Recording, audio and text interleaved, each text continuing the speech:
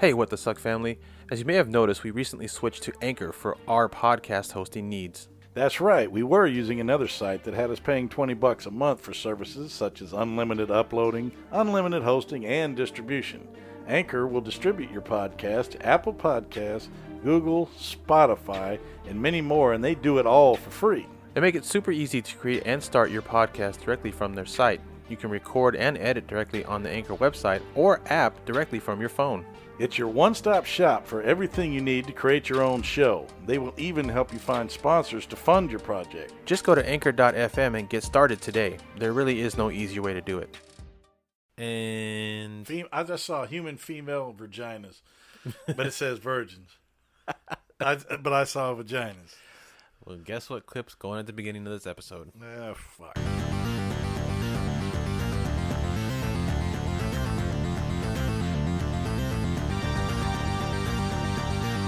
What? No!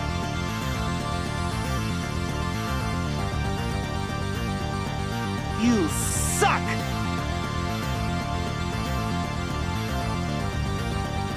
Oh my god!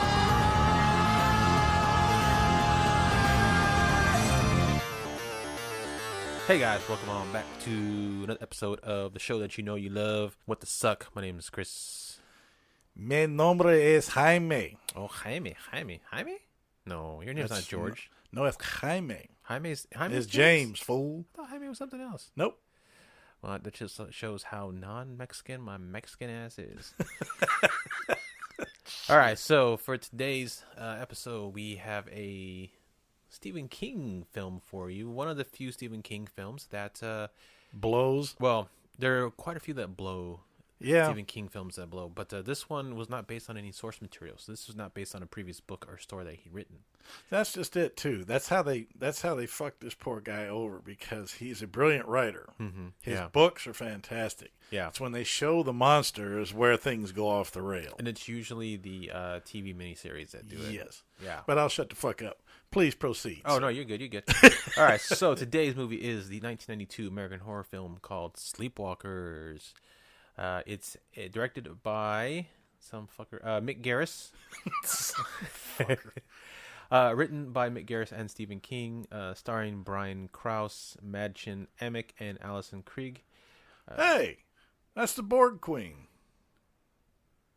Alice Krieg's the Borg Queen from Star Trek. I need to make sure I insert crickets at that quiet point because I had no idea what the fuck you're talking about. So okay, but I will take your word for it. Star Trek, I the will- Borg. I will take That your is word her for queen. That is their queen. it. Okay.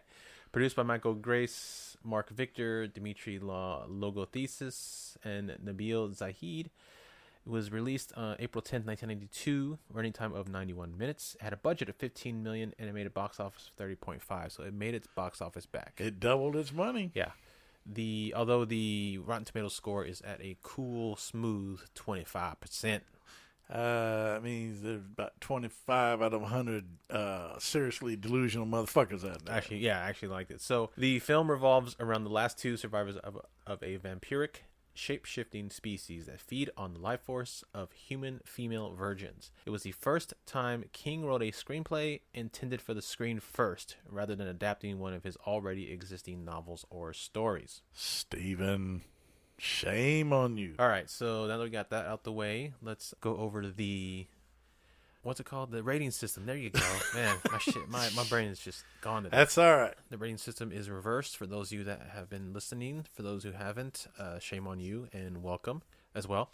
Welcome and shame on you. Our rating system is based on emoji, shit emojis to be exact. Shite. But it's a reverse system as opposed to normally 5 out of 5 stars or 5 out of 5 whatever means it's good, it's fantastic, it's the best of the best. Ours is reversed. 1 out of 5 being our best. These are the ones that you want to keep in your queue that you'll watch over and over. They'll be your new classics, the ones that you'll watch over and over. They're in the category of so bad that they're good. These are the ones you and your friends will get endless enjoyment out of and will watch them over and over, as I mentioned earlier. 2 out of 5 shits. These are the ones that you will watch only with friends who enjoy watching shitty movies. They're not for everybody. They're best when you get a group of people together who enjoy watching bad movies and making fun of them. Like us. Like us. 3 out of 5 shits. Getting a little slippery here. These are the ones that you'll at least share with your friends. You may not watch them with them, but you will at least say, hey, there's a movie you might like. Check it out. It's pretty shitty.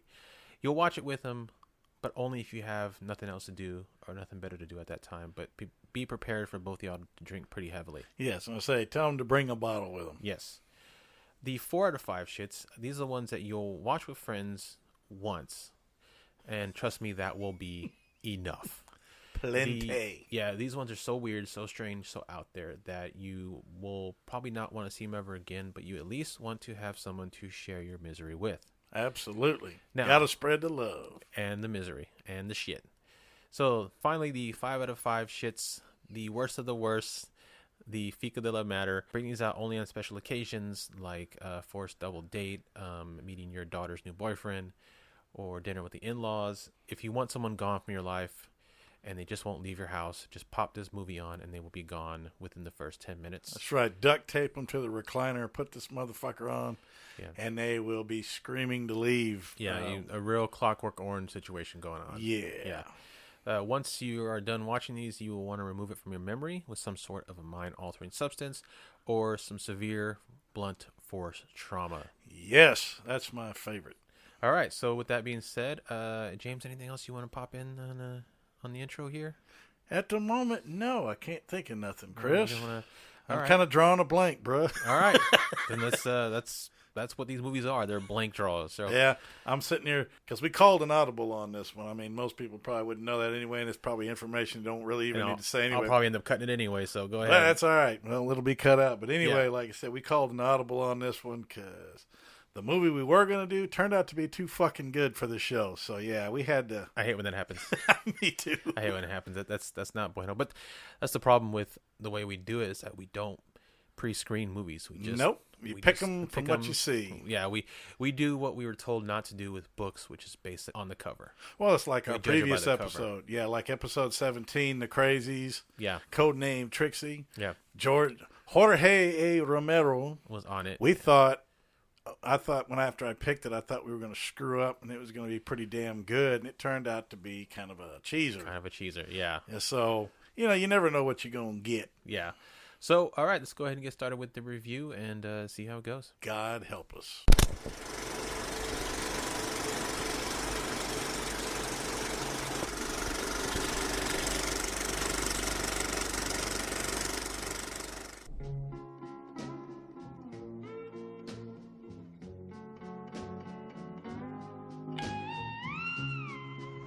Charles Brady is new in town. You can actually talk to him? Yeah, he's nice. Real nice. The girls all like him. The teachers all respect him. Your teachers in Ohio must have been sorry to lose such a creative young man. The parents all trust him. He's utterly charming. But nobody really knows him. Like his mother. You cannot be in love with this girl, Charles. You don't know me, Tanya. But I want to. Behind their smile is a secret. Hi. Come in, Tanya. I have something for you. I don't know who you are, but I know you're not who you say you are. Behind the secret is a hunger. Does it have to be her? And behind it all is the imagination of Stephen King. Somebody help me, please! He killed one of my men. He was scared of a cat.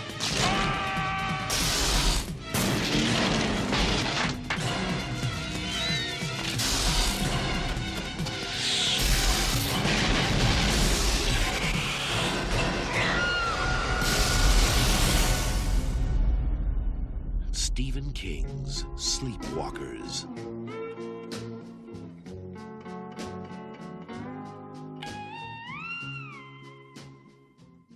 Episode 20. Oh shit! I was about to say episode 20 Skywalkers, but it's Sleepwalkers. Yeah, episode. That might as well be Skywalker.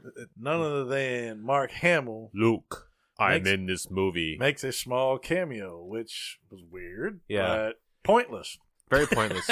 He's in it for like 2 minutes. And he's a cop who's investigating a house where they found a bunch of cats hung up. Yes, and that instantly makes me hate the movie because I'm a cat lover. Yes. And there were dead cats that were obviously fake, but, you know, you kill a cat, you can go fuck yourself. That's right. You kill any animal, you go fuck yourself. Pretty much, yeah. So they find this house where there's a bunch of cats hanging up, and he has about 3 lines total in the whole beginning. Pretty much, and some pretty shitty camera angles too. It's like the Batman 1966 Batman TV show villain hideout, a lot of angles, Dutch angles and stuff, and leaning and shit. And he's got a very, very terrible porn stash going on too. Rocking the porn stash. Oh shit! So this whole intro is to lead up to the body they find, which is drained. And sort of, I guess, helps to give some story as to who our villains are for the film, because then we cut to some town where the villains are living now. Because I guess they lived in the house before. They killed that little girl, killed them cats, got the fuck out of town. That's pretty much it. Because they knew Luke was on the way with his lightsaber and his porn stash, and they were gonna take him down. Star Wars. That's right. Star Wars. Streetwalkers. Yeah, exactly. Well, anyway, we transitioned to this little town, and I made note of the music because I like the music in this movie, and at least so far, anyway. And it opens up with the song "Sleepwalk," which I guess goes with the title, whatever. But it's a very famous tune, and I think it's been played in hundreds of movies. Then we're introduced to Chucky, who's shacking up with his mama, the Borg Queen. He's looking at this yearbook, and he decides to carve a letter into his arm with a knife because that's what teenagers do. I guess I don't know. So he carves the letter T, and then you see why he's carving it, and he draws a heart around this picture in the yearbook for this girl Tanya, and he apparently wants to make Tanya his bitch.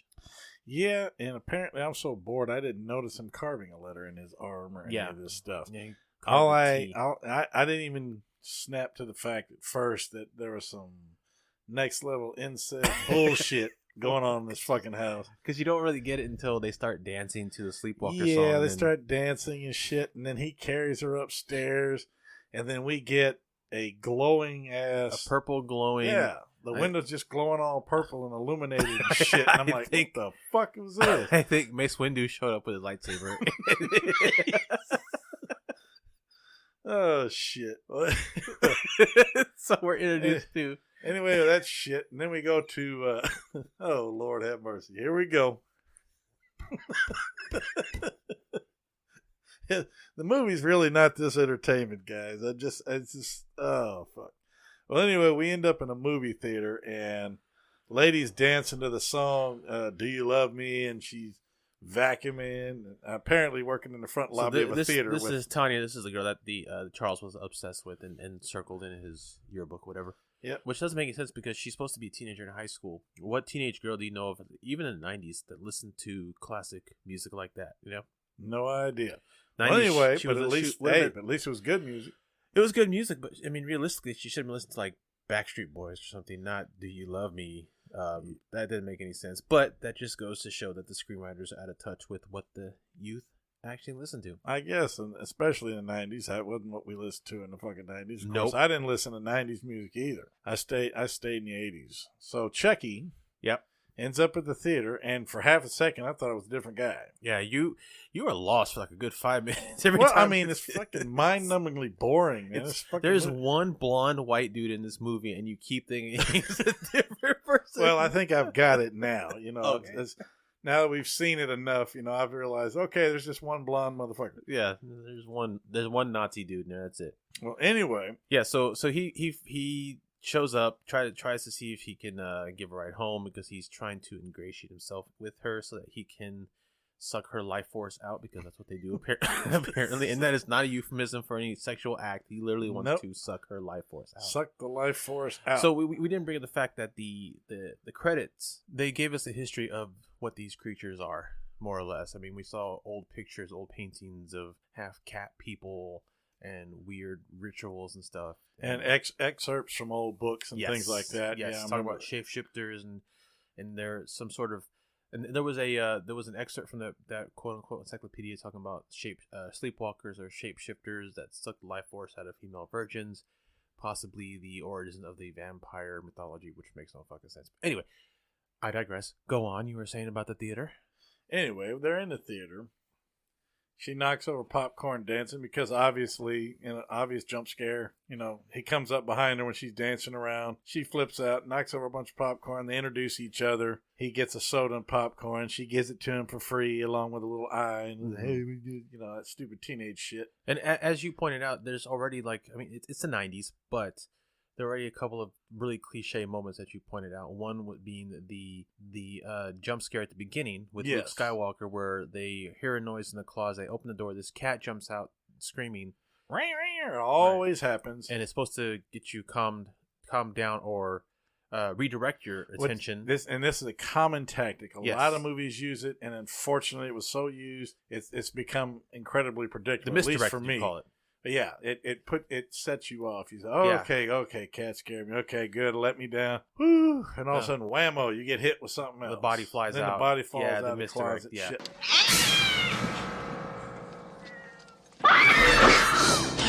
Like that. And then the second one was at the theater, which was you called it from the beginning, like, okay, someone's going to catch her dancing. Someone's going to catch her fucking dancing. And he did. Yeah, absolutely. He happened. did.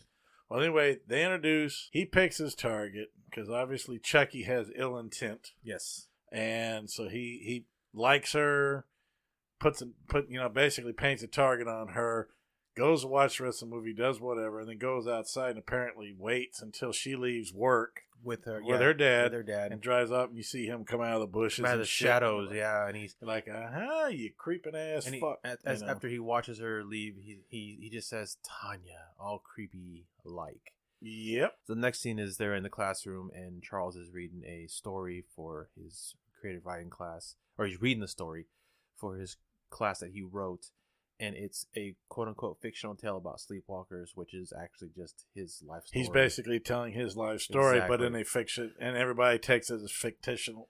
Fictional? Motherfucker.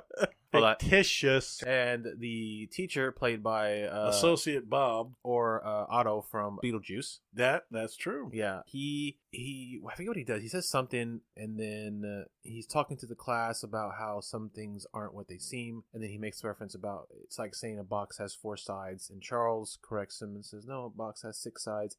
The kids laugh because that's a funny fucking joke, which it's not a joke, but it's not a joke. It's true. Yeah, and he didn't say it in a mean or smart ass way. He just made a comment. All of a sudden, that one comment sets his teacher off. Bob just jumps up in his fucking grill. I mean, whammo. Yeah. So the next scene, the classroom's empty, and Bob is peeking out the window, looking at Charles while he's talking to some girl. Totally obsessed with him for no reason, because he corrected him on something as simple as the number of sides of a box. Yeah, I don't know. I mean, it just goes back to bad. This is bad script writing, bad screenwriting. They don't know how to progress characters. They're trying to set up conflicts where there aren't conflicts, but they're trying to force these conflicts without even any history or anything. Yeah, that's exactly right, man, because up to now, nothing has really been explained. The movie's been on, 20, 30 minutes? Yeah. And there's no real explanation. The only thing a few hints, we've gotten is that there's a lot of fucking incest in this movie. Yeah, that's he pretty likes to nasty. Bone his mom quite a bit. I'm thinking Chucky has a serious Oedipal complex for the Borg queen there. It's pretty nasty. You mean Oedipus? Oedipus? Oedipal? You say they said edible. It's like he's hungry. Nasty. Oh, Jesus. Yeah, so then after that he takes Tanya home from school. Yes. Meets her mom. They talk about talk about his number 5 stick and doing some rubbing at the graveyard, brother.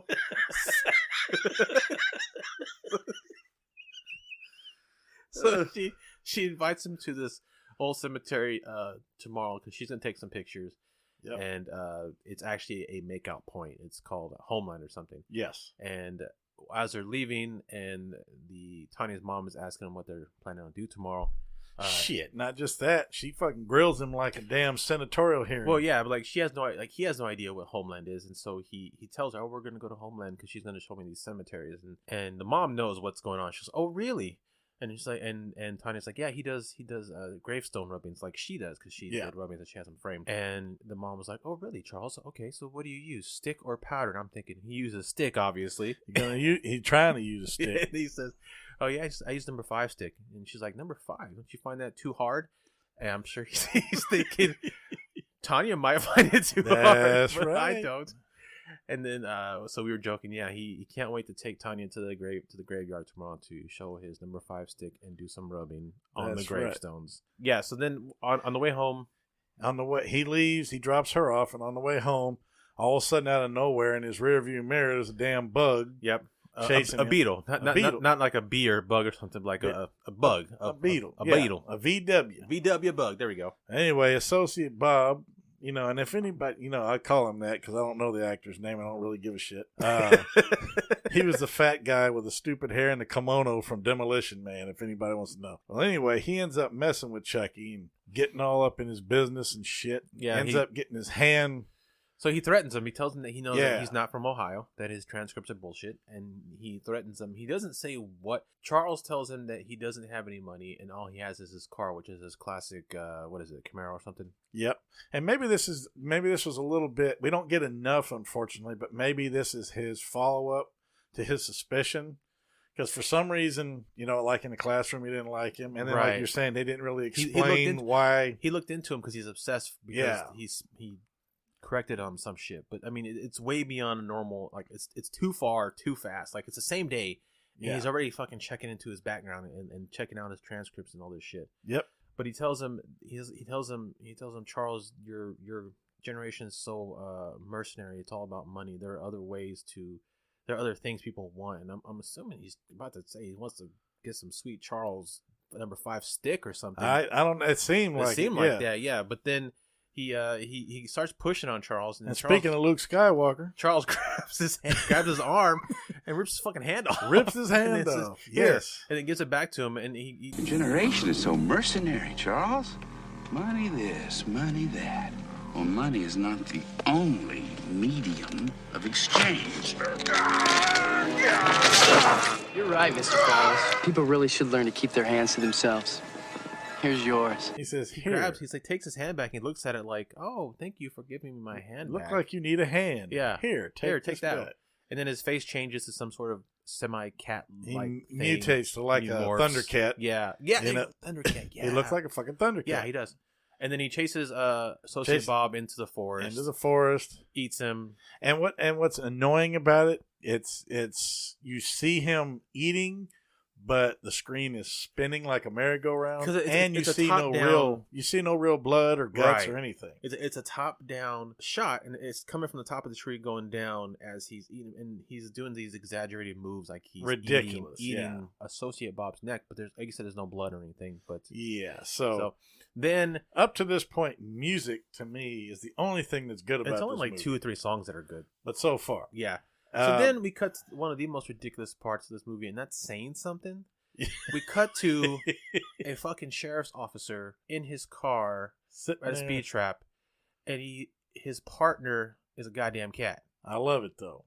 See, for me, I like that. I mean, I like cats, but no fucking cop's gonna have a cat as his partner in his patrol car. Right. I mean, they have canines for a reason because canines can be trained. Canines are not assholes because cats are assholes, but I love cats. Canines can sniff drugs and other contraband. Canines can attack and hold people down. All a cat's going to do is maybe bite him and then take a shit in his car. And that's it. That's all a cat's going to do. That's what they do. Or make biscuits on his neck or some shit. Yeah. He's not going to help him with the suspect. Cats are useless in that regard. They're all about themselves. Yes. Okay. So anyway, so the sheriff's officer is playing with his cat in the car, and Chucky speeds by, hauls ass by, in his blue Trans Am. Blue Trans Am. Thank you.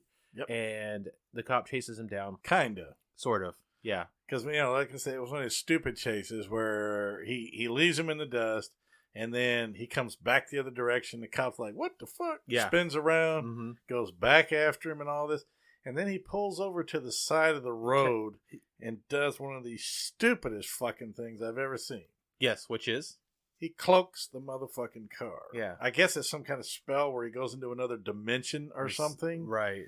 He morphs, and then all of a sudden you see this weird effect, and then the car just disappears, and then he's sitting in like this red globe.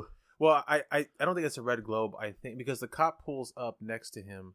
Well, he doesn't see him, but he pulls up to where he's at because he gets out because he can't see him anymore. So he trying to figure out how he lost him. Oh, that's right. It might be pussy vision. I'm sorry, what? Pussy vision. Pussy Cat. vision. Oh, cat. Oh, cat. The cat was looking at him from the police car. Yeah, so the cat was looking at him. So apparently, cat's seeing red. Yes. I guess it's infrared or whatever the fuck it's supposed to be. But yeah, he was looking. He was the one because he was telling the cat to stop looking at him. Yep. He's like, stop fucking looking at me, you goddamn cat. According to Stephen King, cat seeing red. Yeah. But before that, Stephen King's all about cats, though. He's got cats in a lot of his shit. Cats and very uncomfortable sexual relationships. Yeah, he's a weird motherfucker. But before that, they had this whole scene where the cop and Charles are going, and the cop pulls alongside of him, and he's telling him to pull over. Yeah, that's right. And the cat jumps up and looks at him, and when Charles sees the cat, he freaks out, and then it's like he loses control of his ability to stay in the form that he's in, and his face, in a very bad green screen effect, because you could tell it was green screen behind him. Yeah. But his face changes to like 8 different faces in a matter of a second. It goes from like a little boy to a teen, then to like a weird cat, then to a weirder fucking cat, and to like a dumber looking cat type thing. Yeah. And it all happens real quick. So it's like, by now you're getting the idea, that along with the fact that throughout the beginning of the movie, the mom's been trying to trap cats in their yard with fucking bear traps, which is beyond fucking to keep barbaric. them away from the house. I think it's to keep them away because they're deadly to the sleepwalkers. Yeah, but you get the idea that the cats are dangerous to him. Yep. They don't like cats. And when he saw the cat, he freaked out and he lost control of his morphine abilities, and he just went through this whole cycle. But then going back to the cloaking thing, so after the cop leaves, he pulls out of the little embankment ditch, whatever. Yep. And the car reappears. But it's now a red convertible Mustang. So apparently it's a transformer too. Cloaking fucking transformer. So these sleepwalkers have amazing abilities, first of all. Let's say. Apparently. First of all, they emit purple glow when they fuck.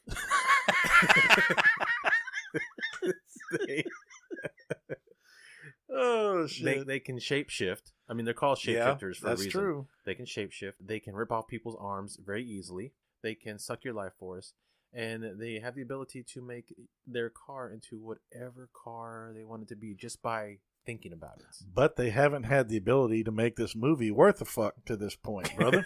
That's very true. It's pretty sorry. I mean, considering all of the material they have to work with here. Yeah. You know, it's just not happening so far. It's pretty fucking boring. Yeah, it really is. So anyway, he goes back home, and his quote-unquote mom, if she is his mom, gets pissed because he didn't bring the girl home, and Jack slaps the dog shit out of him. Yeah, I mean, just beating on him. You don't see that kind of violence in movies anymore because that's just not proper, but she slaps the dog shit out of him, and then they just go and do the nasty. They go do, he goes, and he gets himself some MILF and cookies. That's right. Brown chicken, brown cow. Which is fucking gross, by the way. But it is. But then you see them in the mirror doing the deed. Yes. And you've heard the term beast with 2 backs. Well, yes. But you know what I mean? Yeah. It looks like a couple of baked potatoes fucking in the bed because they just all gnarled up. Yeah. Yeah, their true form is now it's their true form that's revealed in the mirror, or if while they're doing it their emotions let go and they are unable to hold their human form and they actually revert back to their normal form. I guess. But I'm already overthinking this fucking movie way too much if I'm thinking about that. Well, usually when you don't have a lot to work with, you grasp at things. You try to, because it is our job and our intent to at least try to entertain with what we are given. Yeah. And it's just really fucking hard. Okay, so after they're done screwing around, Tammy comes over unexpectedly. I don't think they were expecting it. And she spots the Mustang, I think, and she's like, hey, doesn't he have a blue car? And, it's in the shop. The lies commence. Oh, yeah. She meets the mom, and the mom's all creepy and shit. And, real creepy. And real fucking creepy. She's not really there to she's not giving you the sense that she's interested in her as a person. She's interested in how she tastes. You can tell As that a she's snack. licking She's her like, lips. She's in her head is probably going meow meow meow meow meow meow meow meow. Something. They end up going and leaving. They go to Homeland finally, that cemetery, to do their rubbings and all this and shit. Number 5 stick. They It's get the hard. number 5 stick and get to rubbing. Mm-hmm. And after they walk away from the Mustang, then we see it transform back into the Trans Am. Which apparently either he was losing his power or he just let his guard down or something. Yeah, or maybe it's temporary. Or it's a complainant. It's a convenient plot device in order for the cop to find the car. Apparently. But anyway, while they're in there, he gets aggressive with her. We'll just cut to the chase. They start messing around. He gets aggressive. Suck her life and then he reveals himself as the cat dude or whatever the fuck they are. Yeah. He tries. What are they Sleepwalkers? Sleepwalkers. Yeah. He gets her down, tries to suck out her life force. And basically, she. Oh, fuck. I almost made it through an episode without saying basically. Crap. Knocks over the picnic basket when they start scuffling, and a bunch of shit pours out. And so he throws her on the ground. They're rolling around, and he's about to get down. And she says, "Screw you," and takes a damn wine cork, a corkscrew, right to his eye. Takes it right to his eye and plucks his eyeball out. And he's sitting there just talking to her. Hey, I thought we were going to do this, and blah, blah, blah. Yeah, he's just real calm and nonchalant about it. Like, it doesn't hurt him.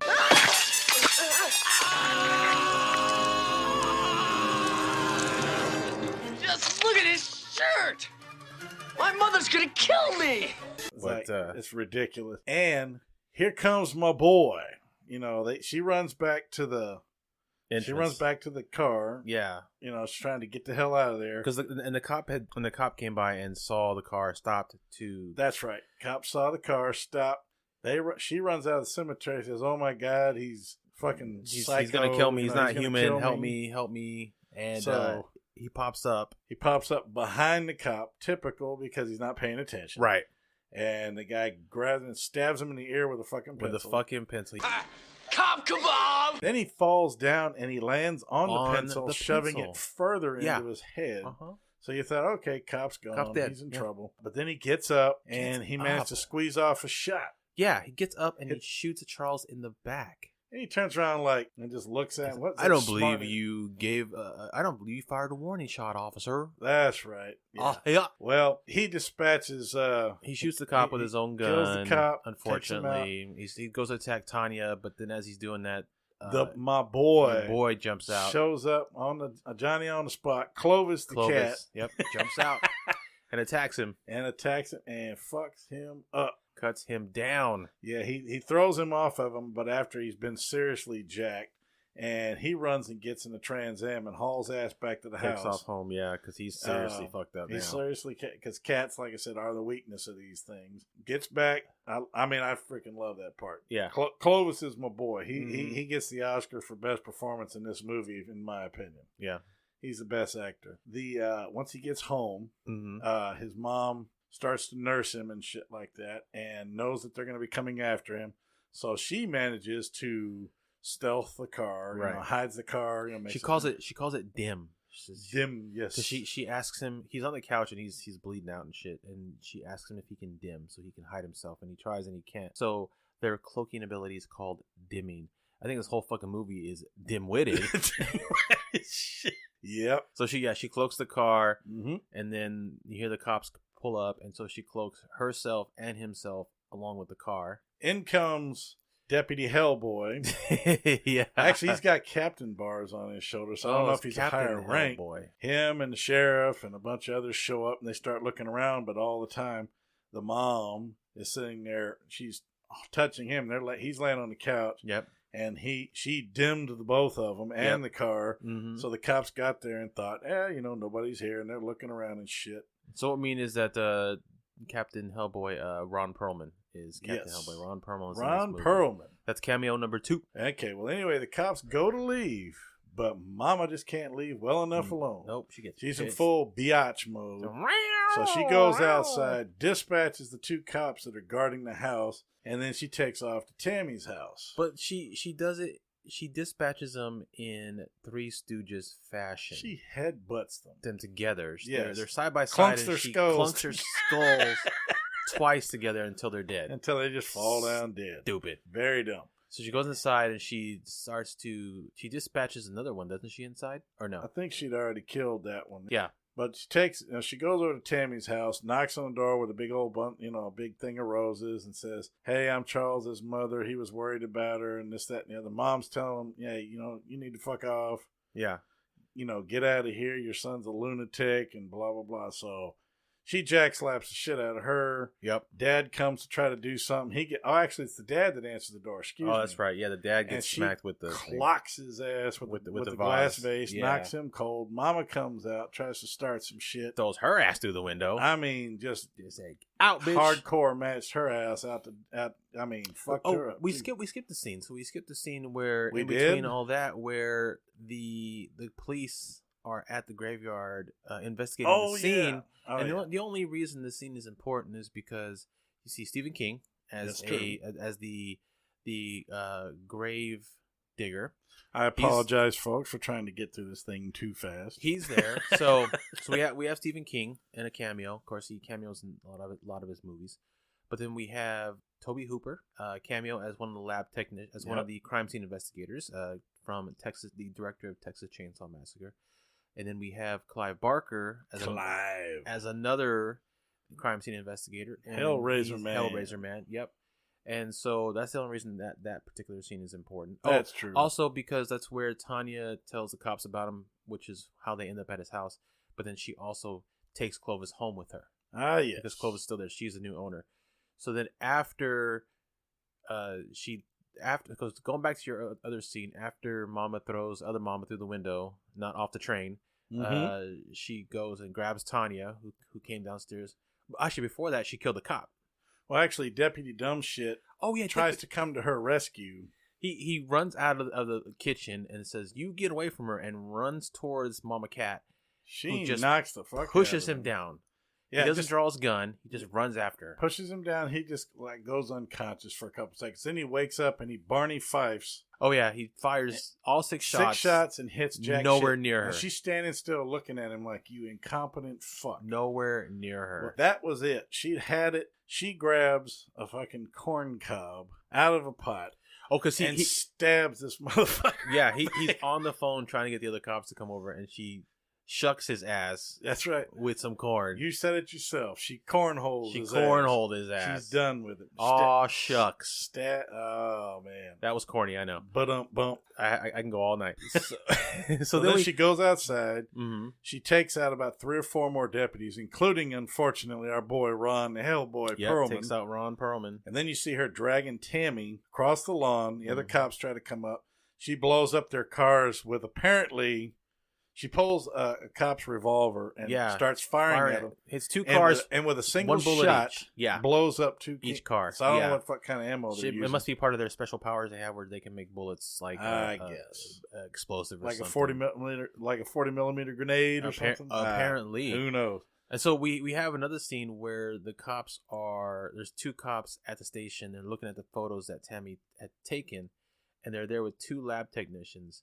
And again, the only reason this scene is important is because we have a cameo number. Let's see, we had Luke, Hellboy, Stephen King, Hooper, and Barker. That's 5. So cameo 6 and 7. The 2 lab technicians are John Landis of American Werewolf in London fame, and Joe Dante of Gremlins fame. Gremlins, yes. So that's the only reason that scene's important. So then she drags Tammy out of the house. Like I said, once she dispatches all the cops, she heads back to her place in a cop car. And when she gets there, what we see was probably my favorite scene in the movie. There's got to be at least 500 fucking cats. Oh my gosh. They're in the yard. They're on the fence. They're on the roof. On the roof. Now, if anybody out there listening is a fan of Looney Tunes like I am, I grew up with it. I absolutely love it. It's like that scene where Sylvester adopts the little baby mouse, and him and his wife are trying to raise a baby mouse, and all of his friends are trying to break in and eat it. Yeah.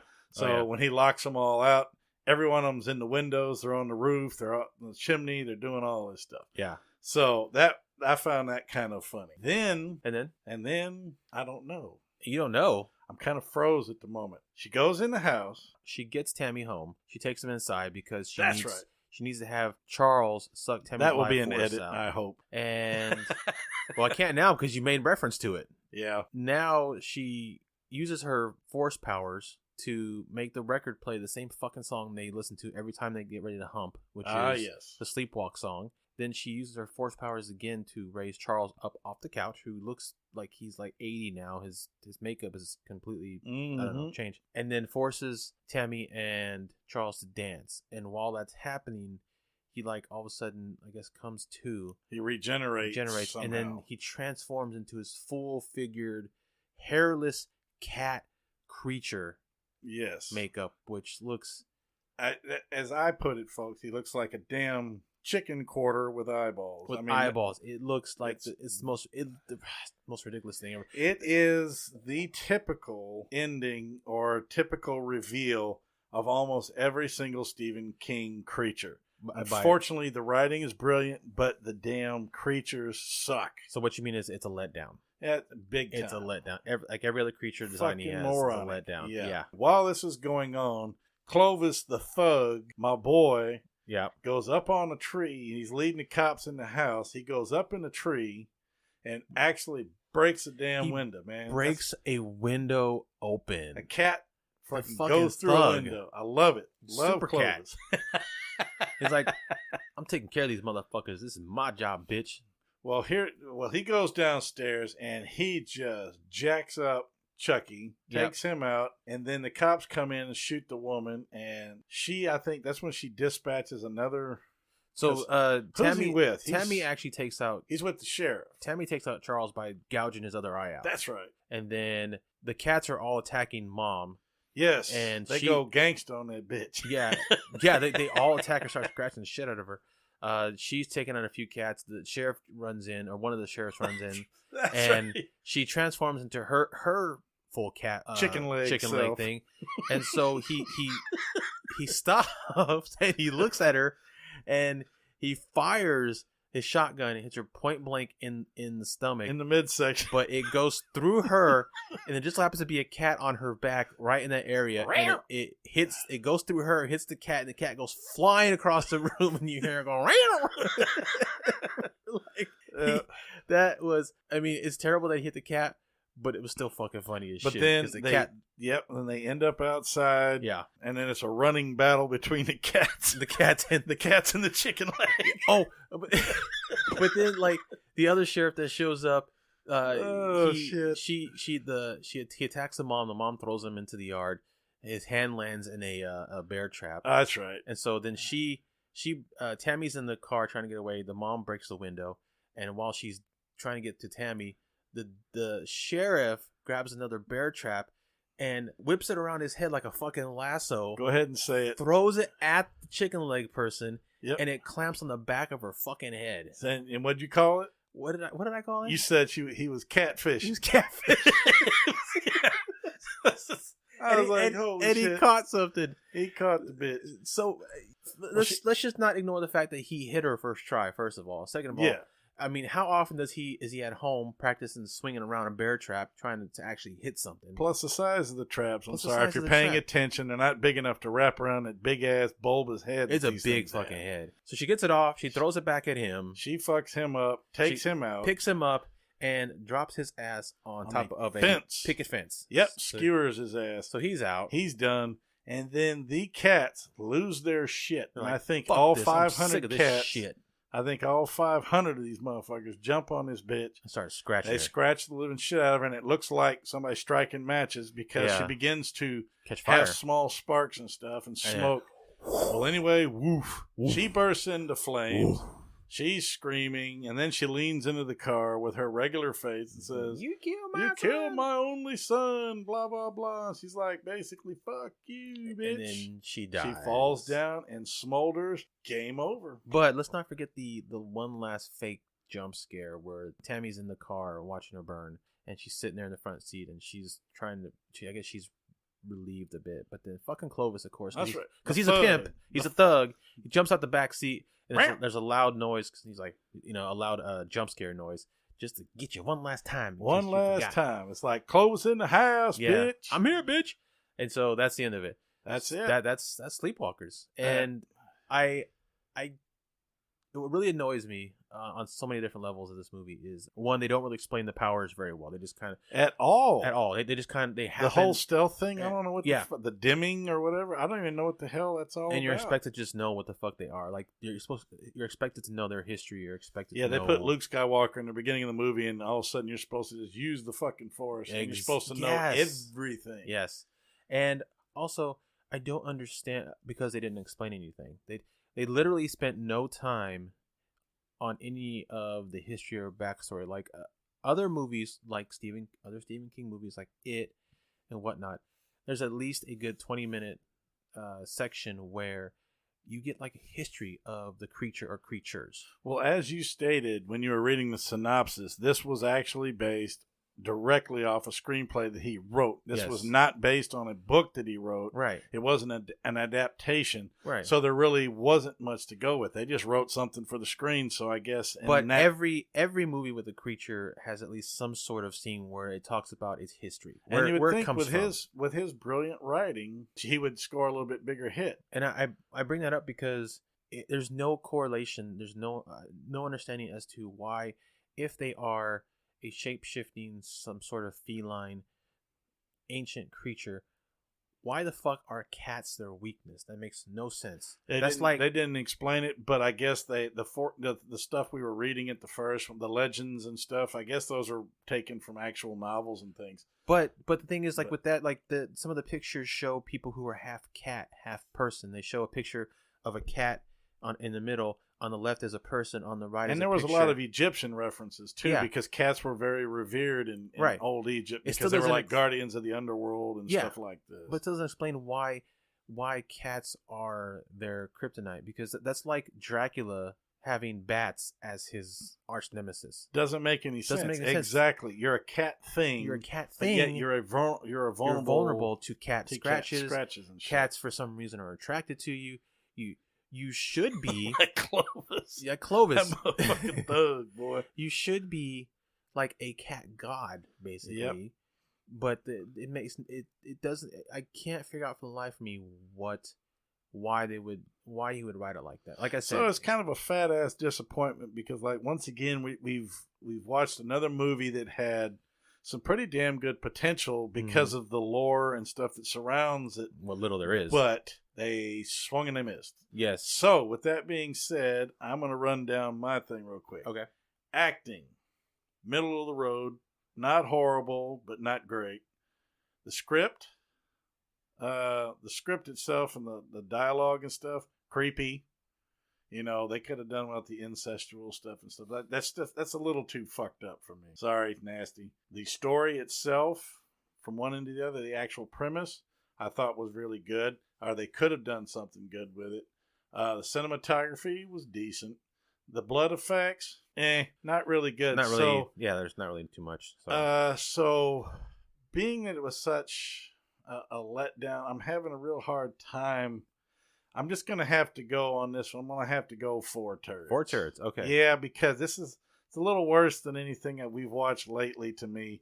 And this is one it would take more than heavy drinking, but it's still something. You're gonna watch it maybe once with your friends, and that should be plenty. This one, like I said, is very strange. You don't want to see it more than once, but you definitely want to share the misery with someone. And like I said, add alcohol. I know it doesn't. We don't cover that on 4 out of 5 shits, but it's a given at this point. Might help numb the pain. But yeah, unfortunately, I hate to give Steven 4 turds, but on this one, I'm gonna have to. So this was a theatrical release, but a lot of his TV miniseries and movies for me are straight fucking 5s and 6s, and them motherfuckers. The Stand, what a chunk of shit. His version of The Shining is a fucking 7. It's a 7. It is so shitty. Well, run it down, brother. What do you think? This movie tried really hard with giving you very little, and we're not given a lot of history of the creatures. They're made to have all these powers that they can do, but they have like the Force, they have invisibility or the dim power, They're able to transform their face. They're able to rip a man's hand off, so they have some sort of strength. They eat human flesh, but they have to consume the life force in order to live. And according to the movie, at least one reference in the movie, they're the last two of their kind. But Not anymore. Not anymore. But I mean, saying all that, they didn't feel very threatening. Like it was no time or place in that movie where I felt like they could. I can easily see why they were the last two of their kind, because they were subversively weak, horribly written, weak monsters. Yes, they were trying to lure somebody in secretly, but and there was a definite feel of self-preservation about their characters, because but they had all these powers. They could have made themselves like serial killers or gods or something. They could have been more than they were, but they were so. They're not vampires where like they have to hide in the sun. They're out in the sun. So they have so much more potential to be badass monsters, but they're written very badly. But they're pussies. And my other nice. My other big issue with this movie, which is an issue with movies in general, is the whole virgin thing. So they needed the essence of a virgin in order to extend their life. The problem that the screenwriter Stephen King had, and that most people make, is that they automatically go with female teenage virgin. Mm-hmm. That's fucking dumb. Yeah. Because it can be, well, except for this one. This one specifically said female virgin. For the most part, when you see something like that in a movie, it just says we need a virgin. Yep. It doesn't say what gender. It could be a male. Not only that, it just says female virgin. Just kidnap a fucking 5-year-old, take her essence, and bam, you're done. You don't have to deal with all this bullshit of trying to seduce a teenage girl just to get her essence. Yeah. That is a good point. Yeah. You don't, it doesn't say in the rules it has to be I mean, unless, again, this is one of the rules that weren't talked about in the movie. It has to be a female virgin who has, quote unquote, flowered. Matured, went through puberty already. It's a actual young woman. Right. But for the most part, if it's just a virgin, just take any female kid, and suck their life force out, because you're a monster. You'll be able to overpower a kid and take their life force. It doesn't make it's so fucking stupid. But again, it wouldn't be as interesting though as having a teenage quote unquote virgin in the story. I get that. The direction was okay. He made a lot of bad choices. I felt like a lot of stupid cliche jump scares that you saw coming a mile and a half away. He doesn't write good characters when he writes them himself. Like his story characters in the stories, they're fine, but he has literally hundreds of pages to flesh out his characters. Exactly. In the movie, he has like 90 minutes. He has no time, and he has no idea how to flesh out a character in 90 minutes, period. I enjoyed all the cameos, though. I mean, it was great to see Mark Hamill and Ron Perlman and John Landis and all them. The creatures were cool if I knew more about them, and they weren't fucking pussies. There were some moments that you and I laughed out loud because it was so fucking dumb that it was funny as shit. Mostly the cat stuff. And I like cats. Oh yeah. And I love the idea of a race of cat type shape-shifting semi-vampiric. Yeah, I like that idea. They look like fucking Thundercats. It was fleshed out so badly. But I'm gonna go 3.